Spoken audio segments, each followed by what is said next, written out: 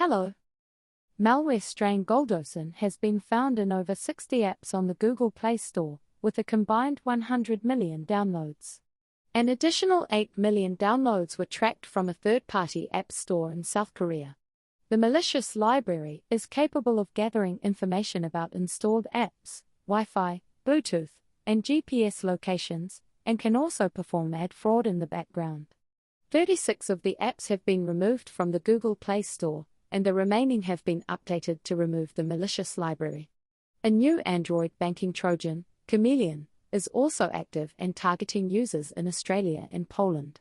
To protect against such threats, users are urged to only download apps from trusted sources, scrutinize app permissions, use strong passwords, enable multi-factor authentication, and exercise caution when receiving SMS or emails from unknown senders.